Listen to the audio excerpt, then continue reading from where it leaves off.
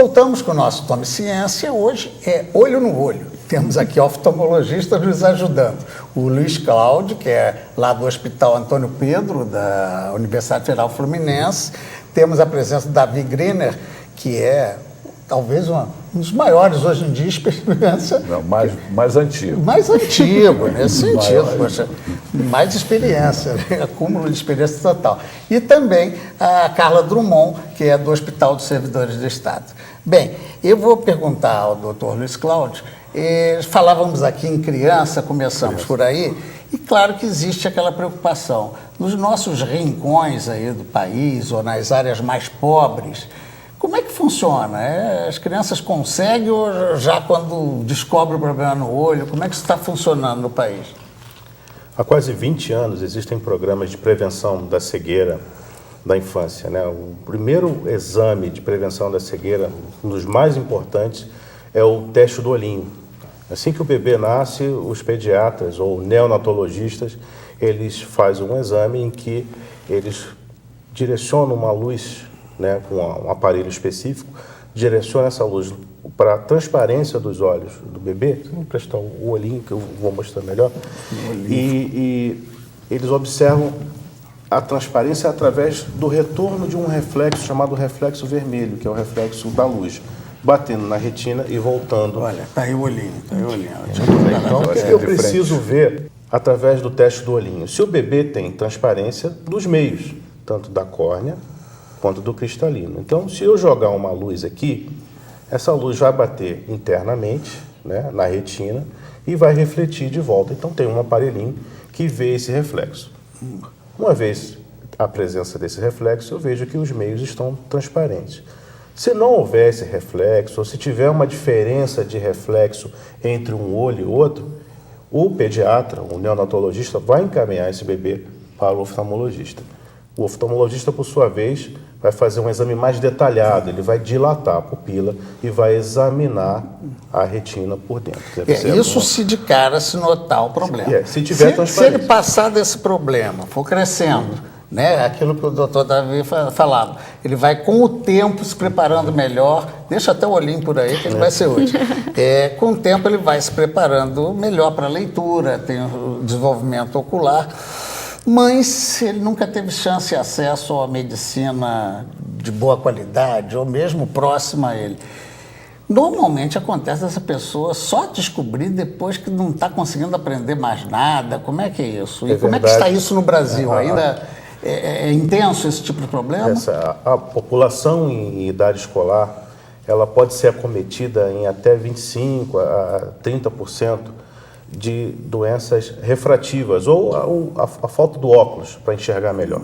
Então é preciso que essa população sofra uma triagem que é muito simples, né? Até o professor pode ser treinado na escola a medir a acuidade visual, que é aquele teste da tabela de letras, né? E verificando se a criança consegue chegar até um determinado nível considerado normal, testando um olho de cada vez. Então já existem programas que fazem isso, certo? Ou volta e meia existem programas de triagem de acuidade visual. E os professores, né, já encaminham boa parte das crianças, não só aquelas com dificuldade de aprendizado, né, que é muito comum, aquelas com queixa de dor de cabeça, ou aquelas assim simplesmente para começar, né, uma mudança de um ano letivo. Então, eles encaminham no começo do ano as crianças para o teste de acuidade visual. Ou seja, como recomendação a quem nos assiste, é importante que esse exame ou essa preocupação com a visão se dê por volta de que idade? No início do aprendizado na escola? Eu chamo a atenção para o seguinte: uma criança com 7 anos, criança com menos de 7 anos, ela não é capaz de identificar uma deficiência, por exemplo, num olho só. O Davi falou, né?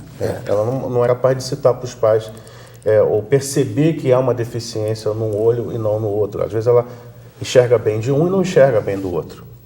Então, só o exame de triagem, né, ou a consulta com o oftalmologista vai permitir.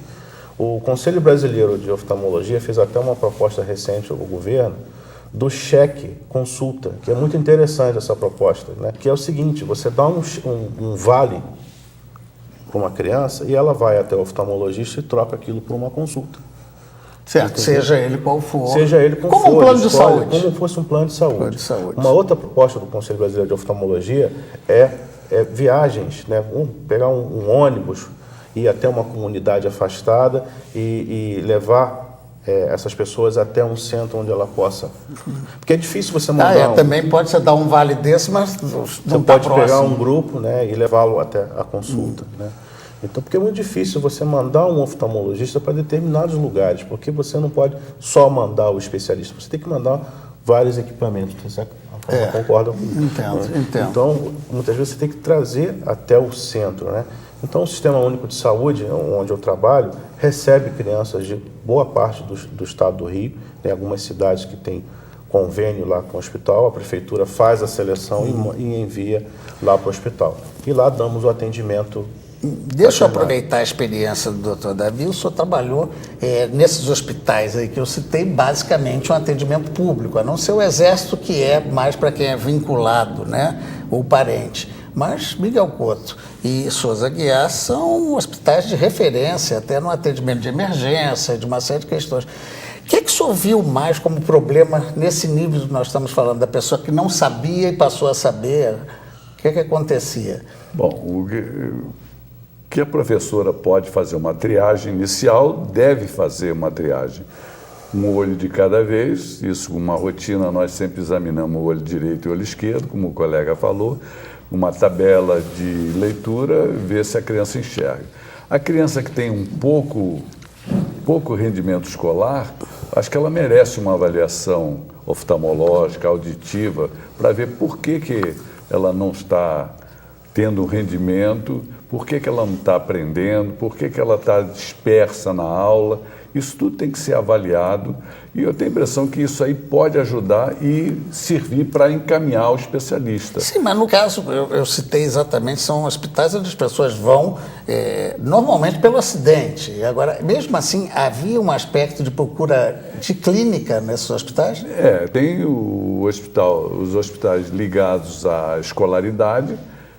No município do Rio de Janeiro havia saúde escolar. As crianças, naturalmente, que tinham um péssimo rendimento escolar, que não se interessavam pela aula, vários estrabismo que havia muito naquela época, hoje em dia, realmente, com o tratamento perinatal e pernatal, nós estamos vendo um índice de estrabismo muito menor do que antes. Então, essas crianças têm que ser levadas ao especialista para que ele faça uma dilatação, faça uma avaliação e possa realmente recomendar.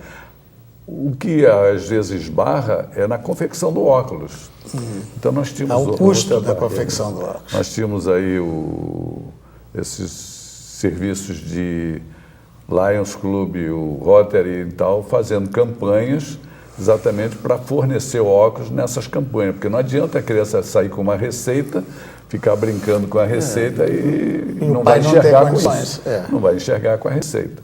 Então tem que realmente chegar... Havia uma preocupação também com esse lado. Bem, o senhor citou aí estrabismo, que daqui a pouco eu falo com o doutor Luiz Cláudio, que é a especialidade dele, mas deixa eu perguntar para a doutora Carla a preocupação da diabetes. Todo mundo que tem diabetes, olha, cuidado, vai ficar cego, cuidado, vai ficar cego. Como é que isso se dá? Qual é a influência da diabetes na visão? A retinopatia diabética ela é uma realidade, quando a doença do diabetes acomete o fundo do olho. E isso, o principal fator de risco é o tempo de doença.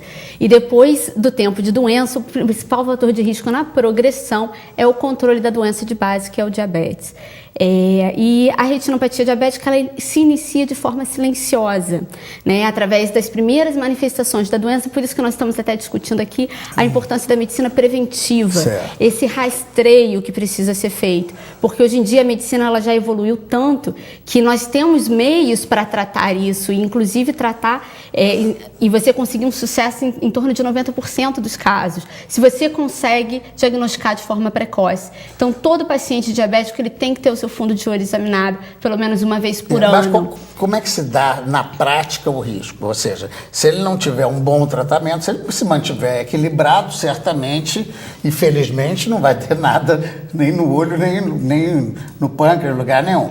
Agora, quando ele descuida, sempre se diz, não descuida, porque, né, ou vai dar problema nas veias finas da perna, né, e aí até perde a perna. No olho também tem a ver com as veias da retina? Sim, é a microangiopatia do diabetes. Na verdade, o diabetes ele é capaz de alterar todo o diversas partes do organismo, desde o rim até o coração, o olho, como você falou da neuropatia autonômica, que é justamente essa perda de sensibilidade na ponta dos dedos e que pode levar a essa perda, a amputação do membro. Elas estão interligadas, têm relação com o descontrole. Hoje em dia, o paciente, principalmente o paciente diabético tipo 2, ele é difícil, um paciente de difícil controle. Né? Não é fácil você controlar o diabetes conforme deveria ser. Porque o tipo 2 é aquela que você pega no correr da vida. Quem é tipo 1 já foi desde pequenininho cuidado e toma cuidado, porque já acostumou assim, né? Exato. Você tem que mudar o conceito de vida. Isso. Né? É a mudança do conceito de vida que vai fazer a diferença. Isso nem sempre é fácil de acontecer. Mas o tempo de diabetes ele é o principal fator de risco. Então, mesmo você tendo um bom controle, você pode ainda assim ter manifestações da retinopatia diabética. Então, o fundamental é esse rastreio. É você buscar ser examinado todo ano por um oftalmologista. Isso. Bem, antes de terminar esse bloco, a gente falou aqui no estrabismo, deixa eu falar aqui com o doutor Luiz Cláudio, que é especialista em estrabismo. Hoje se fala muito na operação, né? E o que é? Por que acontece o estrabismo? Bem, a cirurgia é uma das formas de tratamento do estrabismo. Eu vou pedir emprestado o olhinho de novo para poder explicar. Os músculos, já. É o craque do programa. Uma das causas do estrabismo, por exemplo, está relacionada ao sistema de acomodação do olho. Tá? Então aqui eu tenho uma lente, por exemplo, que ela faz... Né? O que acontece? Ao olhar para longe, essa lente está relaxada, né? O poder dela está diminuído. Quando eu observo um objeto de perto, quando eu faço a leitura, por exemplo, de um livro, eu preciso mudar a conformação dessa lente para dar mais poder a ela. Né? Então isso envolve um sistema chamado de acomodação. Então a acomodação, ela não está sozinha. Tá? Eu posso ter um excesso de acomodação, né, por conta de uma metropia ou óculos não usado, né, ou eu posso ter uma falha ou uma insuficiência. Portanto, pelo que eu deduzo, o detectado o problema, o uso de óculos já vai tratando de corrigir. Uma das principais formas de tratamento do estrabismo seria o óculos, simplesmente passar o óculos. Aquilo que ele falou, quer dizer, muitas vezes você... Cura total ou parcialmente. Ou parcialmente. Então, você prescreve o óculos, você corrige o estrabismo. Mas há estrabismos não relacionados a esse sistema, né? Visão longe e perto, certo? Então, esse tipo de estrabismo, ele pode ter duas causas. Ele pode ser primário, a medicina não sabe muito bem qual é a origem dele. E tem o secundário, por exemplo, que é o de trauma. Por exemplo, um trauma num acidente automobilístico pode provocar um estrabismo. Pode deslocar. Pode provocar uma paralisia, então um traumatismo craniano, ou até mesmo o diabetes, pode provocar um estrabismo por conta de alterações inervacionais, né, no sistema de controle, de antigamente parecia uma coisa horrorosa, né? O estrabismo, poxa, o cara não vai enxergar porque um olho é diferente do outro. Hoje em dia isso se resolve. Se resolve, sim. Boa parte dos casos, a cirurgia, ela consegue realinhar o olho e não só dar um conforto estético para o paciente, mas muitas vezes melhorar a capacidade visual. Por quê? Nós todos estamos acostumados, né, a utilizar os dois olhos. Se de repente, por um acidente, você desalinha o olho, você vai ter uma consequência muito séria. Você perde a profundidade também, não né? só a profundidade, você vai ver duplo, vai ver duas imagens. E isso é impossível, você viver vendo duas imagens. Entendeu? Então você precisa realinhar o olho. Então o diabetes pode ser uma causa do estrabismo. Acidente automobilismo, que reduziu muitos casos de estrabismo depois que se passou a usar o cinto de segurança. Né? Havia muito traumatismo, então isso seria uma causa do estrabismo, entendeu? Bem, deixa eu ir agora para o intervalo, para a gente voltar já, é rapidinho.